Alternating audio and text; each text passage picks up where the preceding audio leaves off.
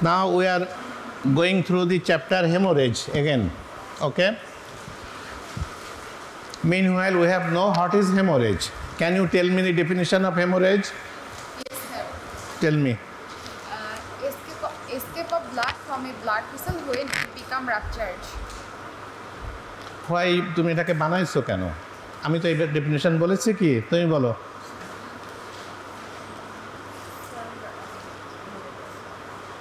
তুমি বলো। So the escape of blood from the blood vessels through which it is passing. That is correct. তুমি আবার এটাকে একটু ডাইনে বায়ে ঘোরাচ্ছ কেন? শোনো, মেডিকেল সায়েন্সে আমার কিছু আবিষ্কার করার নাই, বিকজ আমি একটা ক্ষুদ্র মানুষ। তোমারও কিছু আবিষ্কার করার নাই। আবিষ্কার যারা করে গেছে ওদেরকে আমরা ফলো করি শুধু, এর বিষয়ে আর কিছু না। যারা অথর তারা যে সমস্তভাবে বলে গিয়েছে আমাদেরকে, এই অথরের বইগুলো যা আছে এগুলো বিভিন্নভাবে এটাকে রেকটিফাই করে একটা বই আকারে বাজারে দেওয়া হয়। ঠিক আছে, আমি একটা বই লিখে দিলেই কিন্তু দিতে পারি বাজারে, আমার টাকা আছে, আমি একরকম লিখে বাজারে ছাড়তে পারি, বাট এটা কিন্তু অ্যাকসেপ্ট হবে না। ঠিক আছে, তো সেই জন্য কখনোই মেন লাইন থেকে দূরে যাবে না। ডেফিনেশান, টাইপ, ক্লাসিফিকেশান, এই যে সমস্ত জিনিসগুলো আছে এগুলো কখনোই মূল জিনিসের বাইরে যাবে না।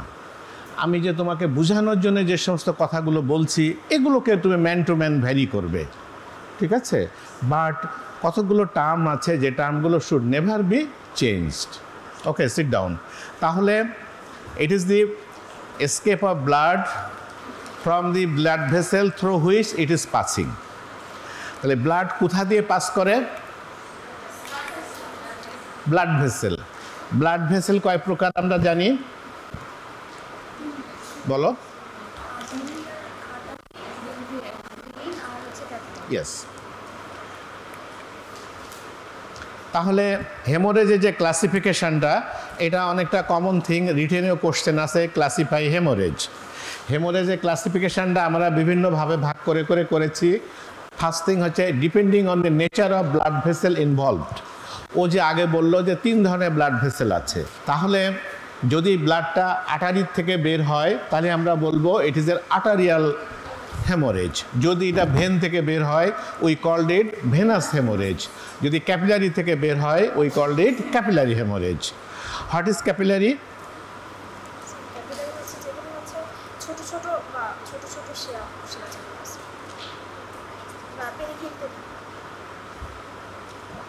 এপাশ থেকে কেউ বলো, তোমরা কেউ বলো তো what is capillary? From the left side বলো হোয়াট ইজ ক্যাপিলারি, বলো। ক্যাপিলারি নাম শুনেছ? হোয়াট ইজ ইট?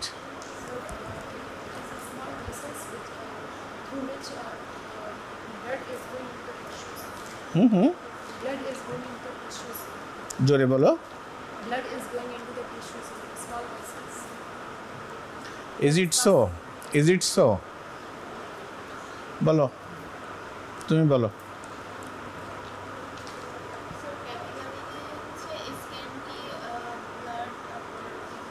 তুমি বলো। End branch of artery. Yes, end branch of artery which communicates with veins. বুঝলে? তোমার কিন্তু খুব ডিটোরিয়েশন হয়ে যাচ্ছে, পড়াশোনা ভালোভাবে করো, এইভাবে করে কিন্তু পাস হবে না। Sit down. Okay, next thing হলো, তাহলে যদি ক্যাপিলারি থেকে ব্লাড বের হয় ওই কল্ড ইট ক্যাপিলারি হেমোরেজ। তাহলে দেখো, অ্যাকর্ডিং টু সোর্স আমি বললাম যে আর্টারিয়াল ব্লাড, বাট এটা এই ব্লাডটা যে আর্টারির থেকে আসছে, এই ব্লাডটা যে ভেন থেকে আসছে, এই ব্লাডটাকে ক্যাপিলারি থেকে আসছে, আমরা তো হুইচ ভেসেল ইজ ইনজিওর্ড এটা আমরা দেখতে পাচ্ছি না, বাট ব্লাড যেটা বের হয়েছে এর ক্যারেক্টারিস্টিক দেখে আমরা কিন্তু ধারণা করতে পারছি, yes this blood is from artery, this blood is from vein and this blood is from capillary. Now look, যে here is a picture where there is a injury in the hand and blood is coming out. এখানে আমরা কি বলছি, যে arterial blood যদি হয়ে থাকে তাহলে প্রথমে কি আসবে? Blood should be bright red, first thing. তারপরে কি আসবে? Emitted as sporting jet, jet flow হবে, লাফিয়ে লাফিয়ে ব্লাডটা আসতে বেরোতে থাকবে। আর কি আসবে can lead to severe blood loss, এটা আমাদেরকে সিভিয়ার ব্লাড লস করতে পারে। আর কি হতে পারে ওপেন হার্ট টু কন্ট্রোল, যে এই ব্লিডিংটাকে আমাদের কন্ট্রোল করাটা a bit a hard thing. ঠিক আছে, তাহলে এই চারটা জিনিস মনে রাখতে হবে যে bright red in colour emitted as spouting jet can lead to severe blood loss and it is hard to control. Now venous blood পিকচারটাকে খেয়াল রাখো, ভেনাস ব্লাডে আমরা কি বলছি দেখো, সেকেন্ড পিকচারে স্টেডি অ্যান্ড কপিয়াস ফ্লো বা স্লো ফ্লো আর ডার্কার ইন কালার। আগে ছিল ব্রাইট রেড, এটা হচ্ছে ডার্কার ইন কালার, অত ব্রাইটনেস তার নাই। আর হলো কি colour becomes further darker with oxygen desaturation, যখন ব্লাডটা তোমার বাইরে পড়ে যাবে কিছু সময় পরে দেখবে আরও বেশি কালো হয়ে গিয়েছে। আর কি হচ্ছে usually easy to control. Why it is usually easy to control? Have any idea? And why arterial blood is not easy to control? Veins are superficial than the arteries, so they can compress the veins but not arteries. Yes, it's correct. Vein superficial, then artery. So it is easily accessible, and that is why it is easily controllable. Artery is deeper, that is why it is not easily accessible and it is not easily controllable. আরেকটা আসছে কি দেখো, capillary blood. Capillary ব্লাডটা যখন আসবে তখন কি হবে, এটা কিন্তু কোনো যে ব্রাইট রেড ইন কালার থাকবে, first point. Second point, it is কপিয়াস flow, মানে সবসময় চুয়ায় ব্লাড আসতে থাকবে।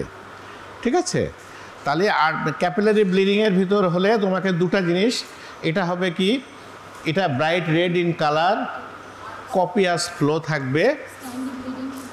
বলো স্ক্যান্টি, হ্যাঁ, ব্লিডিংয়ের quantity should be scanty, not so much quantity loss হবে না। তাহলে এটা গেল arterial, venous and capillary blood. Next classification আমরা বলছি কি, অ্যাকর্ডিং টু টাইমিং, যে ব্লিডিংটা কখন হয়েছে এটা দেখে আমরা তাকে ক্লাসিফাই করব into primary, into reactionary and secondary. তো এখানে দেখো তার আগে একটা কথা হচ্ছে যে occurs at the time of primary ইনজুরিটা কখন বলছি, which occurs at the time of injury or surgery. আমি এখন এটা অপারেশন করতে যাচ্ছি, তোমার গা কাটলাম, সাথে সাথে ব্লিডিং শুরু হলো, it is a primary bleeding, primary haemorrhage. তুমি রাস্তা দিয়ে হাঁটছো, তোমার একটা ট্রমা হলো, ইনজুরি হলো, ব্লিডিং হলো, ইট ইজ প্রাইমারি হেমোরেজ। তো তোমাকে পেটে কেউ চাকু মেরে দিল, ব্লিডিং হলো, ইট ইজ প্রাইমারি হেমোরেজ। যেটা instantly after trauma or surgery যে ব্লাডটা আসছে, যে হেমোরেজটা হচ্ছে, that is called primary haemorrhage. That is the haemorrhage that occurs immediately after trauma or surgery. এটা হলো ডেফিনেশন। তাহলে occurs at the time of surgery, causes is injury to the vessels, may be arterial, venous or capillary. অবশ্যই আমি যখন operation করছি তখন কোন জিনিসটি কাটছে, এটা তো আমাকে তো সব জিনিসই কেটে তো আমাকে এন্ট্রি নিতে হবে টু দি সাইট। তো সেখানে আর্টারি কাটা যাচ্ছে, ভেন কাটা যাচ্ছে, ক্যাপিলারি কাটা যাচ্ছে। তাহলে the sorts of primary haemorrhage may be arterial, may be venous, may be capillary, অথবা অল একসাথে হতে পারে। আর more common in surgery on malignancies. What does it mean? যদি কোনো patient having got a malignant lesion, যদি সেক্ষেত্রে আমরা সার্জারি করতে যাই, there will be more bleeding than the usual. কারণ ম্যালিগনেন্ট ফোকাস থাকলে ন্যাচারালি সেখানে ব্লাড সার্কুলেশনটা বেশি থাকে। That is why if you operate on a malignant lesion, then there should be more bleeding than usual. Okay, এরপরে আসতে দেখো reactionary haemorrhage. তাহলে আগে আমরা প্রায় অ্যাকর্ডিং টু টাইম বললাম তিনটা ভাগ, primary, reactionary and secondary. What is the reactionary haemorrhage? That hemorrhage occurs within 24 hours after primary hemorrhage, but usually 4 to 6 hours. তাহলে কথাটা কি দাঁড়ালো, ব্যাখ্যাটা কি দাঁড়ালো? আমি নাও I am doing a surgery and causing the hemorrhage which is primary hemorrhage.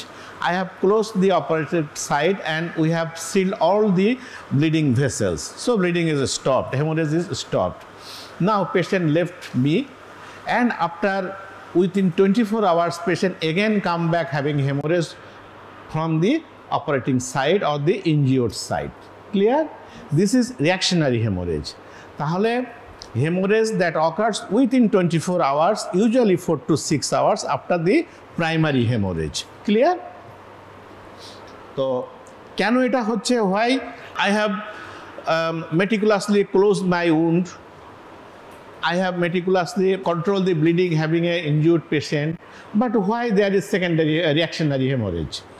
এই কারণটা কিন্তু ইনভেরিয়েবলি জিজ্ঞাসা করা হয়, ইনভেরিয়েবলি পরীক্ষাতে তোমাদের কেউ না কেউ আস্ক করবে। তাহলে why what are the causes of reactionary haemorrhage? আমরা হেমোরেজটাকে কন্ট্রোল করছি কিভাবে? By means of pressure, by means of ligation of the bleeding vessels, by means of diathermic coagulation. These are the three common methods. Besides this, aro ache, we control the hemorrhage by means of giving pressure, packing and applying of hot mops. ঠিক আছে? তাহলে এগুলো দিয়ে আমরা ব্লিডিংটাকে control করেছি। Patient is all right, patient left the hospital or left the operation theatre, and within 24 hours she or he came again with bleeding. What may be the cause? Have any idea? বলো বলো।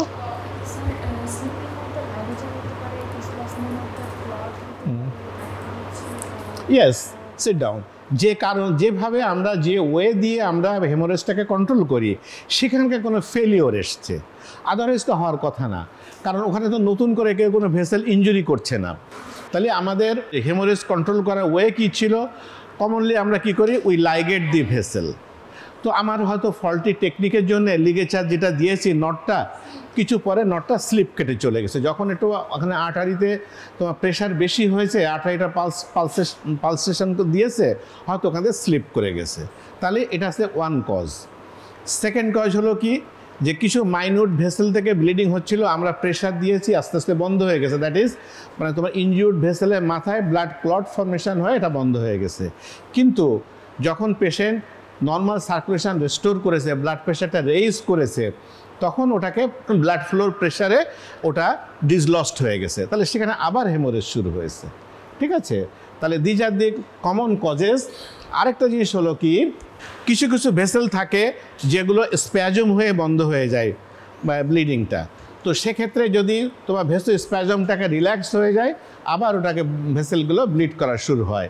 তাহলে causes হচ্ছে slipping of the ligature, dislodgement of the clot or cessation of reflex vasospasm. These are the three causes for reactionary haemorrhage. এটা তাহলে কী হয়? Haemorrhage that occurs within 24 hours of primary haemorrhage, usually 4 to 6 hours. Blood starts when there is a rise in arterial or venous blood pressure. তো এখানে কয়েকটা example জেনে রাখো। First thing, আমরা কোথায় কোথায় কমনলি রিঅ্যাকশনারি হেমোরেজটা পাই?